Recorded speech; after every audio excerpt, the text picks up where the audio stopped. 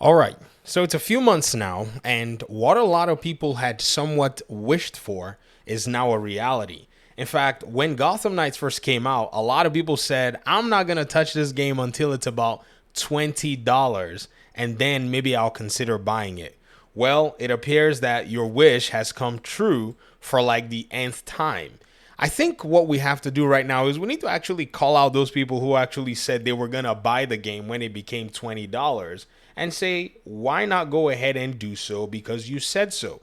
Now, here's why I'm actually saying this. Not necessarily because I want to make anybody feel uncomfortable or whatever it is, but I would like to carry out an experiment because I think this is a perfect time to do so. But before we jump in, let's look at the prices that we can find for the game currently. Gotham Knights on PC, the standard edition, if you go to CD Keys on Steam, is $20. If you want the deluxe, it's about $24 or $26, and you can get the game for very cheap. If you go to the PlayStation Store, you can get the game for $23. I don't know which of the editions is 23. You'll get 23 for regular, $29.69 for the deluxe edition. If you go on Xbox, you can get the base edition for $70. Don't do that. Or you can pay $29.69 for the deluxe edition.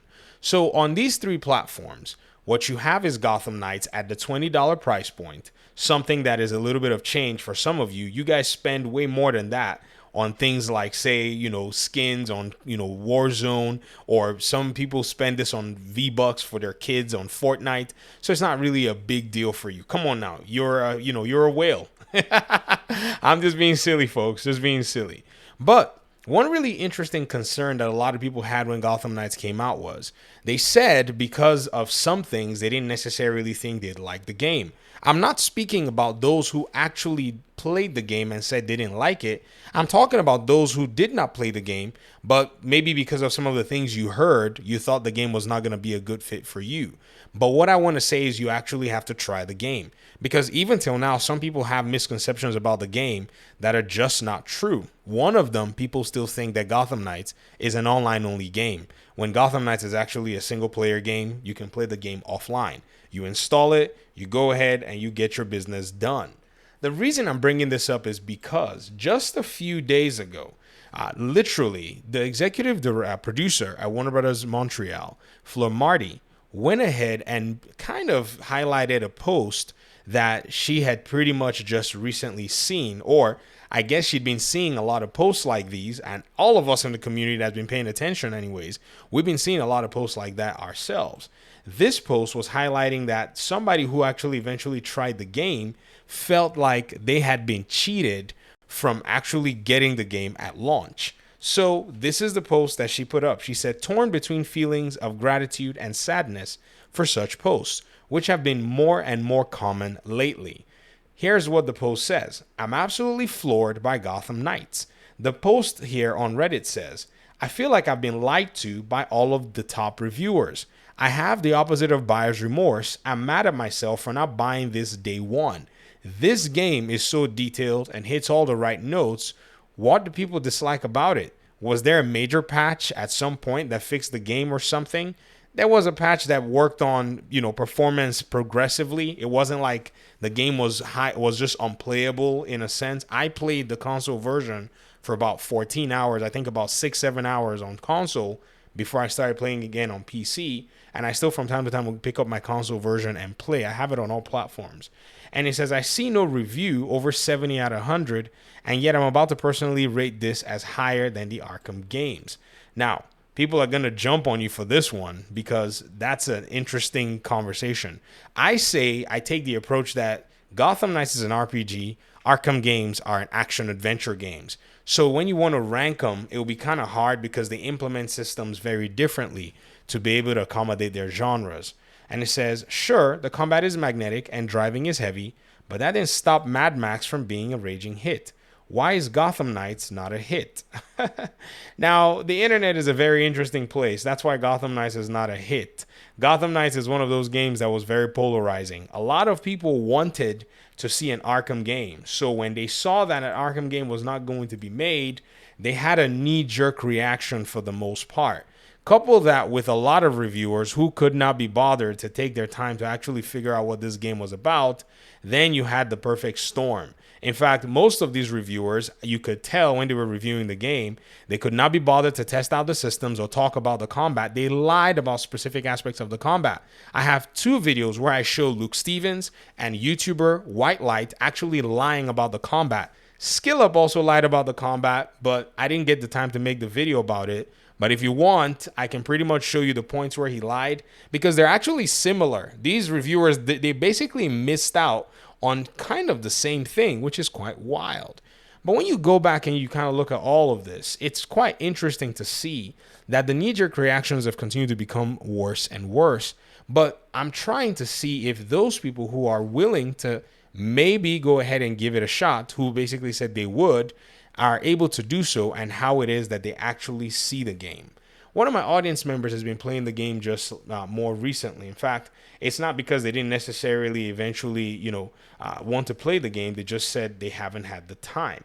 Now, their reaction towards the game so far is also another very interesting one. So, shout out to you, bro, Mr. Cheese. They said, been playing tons of Gotham Knights recently. The game came out so long ago, and I haven't had time to put so many hours in. I'm sitting around 90 hours now. I have Nightwing mastered entirely, almost done with Robin. I have Red Hood and Batgirl, started. Let's go ahead and go. Started New Game Plus with Robin, switch around there, blah, blah, blah. And something that was said here is this. Alongside their skills, they'll build while playing. The suits for all knights are absolutely beautiful. Graphics are underrated and underappreciated.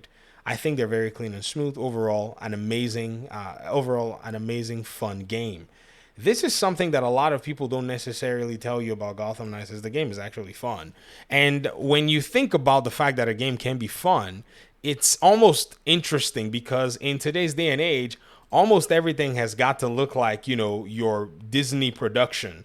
When you look at things like Jedi Survivor, or when you look at the Uncharted games, everybody wants this eye candy of video games. But for the most part, we kind of almost all forgot that we did not necessarily always value these things in video games.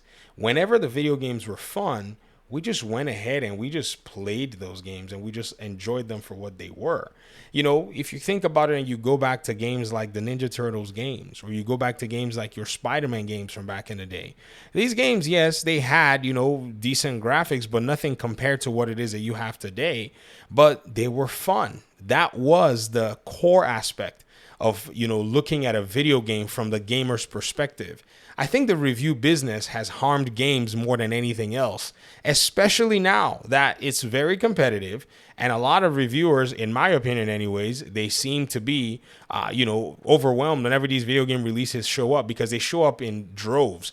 They come out almost at the same time. In fact, this summer has been a very strange summer, but it's not uncommon for Capcom to bring out a game in the summer season. But seeing Street Fighter 6 has been really, really wild. Like, what is Capcom dreaming of, thinking about bringing this game, at this time? But it's paid off because there's not a lot of competition. And if you notice, a lot of the reviewers, that talked about this game, many of them are talking about the game from the aspects of, what they're seeing on the external, but ideally, they're not talking about things like the FGC community will talk about things. So at the end of the day, it's the communities that get to actually rate their game as to how the games go. For most of the Arkham community, Gotham Knights to them is not a game that they want to play. But for a lot of Batman fans out there and people who enjoy the Bat family and enjoy the DC superheroes, Gotham Knights is definitely a win for them. They enjoy the fact that they could play the game because the game pretty much fits a specific framework that many people have been looking for a long time. Example, being able to run around the open world, being able to play as the Bat family members, be able to play, in a co-op setting. These things have really, really helped to elevate Gotham Knights from being this descriptive, bad game that all these people went ahead to give the game to actually something that is quite unique in a lot of the video games. You're not going to be able to play Arkham Knight with a friend of yours. You're not going to be able to play Arkham City with your buddy, but you will be able to play Gotham Knights with your brother or with your spouse or with your kids. That's where Gotham Knights really does resonate with a lot of people who've been playing it.